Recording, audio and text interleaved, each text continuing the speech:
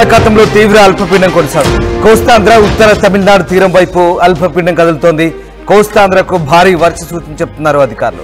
ఇవాళ రేపు భారీ వర్షాలుంటాయంటూ వాతావరణ శాఖ చెప్తోంది.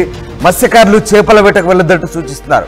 పలు పోర్టుల్లో 3వ ప్రమాద హెచ్చరికలు జారీ చేశారు. తిరుపతి, నెల్లూరు, ప్రకాశం జిల్లాలో భారీ వర్షాలు కురిసే ఛాన్స్ ఉంది. కోస్తా తీరం వెంట గరిష్టంగా గంటకు 55 కిలోమీటర్ల వేగంతో ఎదురుగాలు వీసే అవకాశం ఉంది.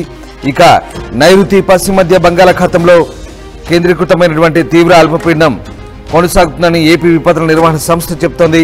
ఈ తీవ్ర అల్పపీడనం పశ్చిమ నైరుతి దిశగా కదులుతూ బుధవారానికి క్రమంగా బలహీనపడుతుందని అంచనా వేస్తున్నారు. ఈ ప్రభావంతో రాబోయే 3 రోజుల పాటు రాష్ట్ర వ్యాప్తంగా వర్షాలుంటాయని వాతావరణ శాఖ చెబుతోంది.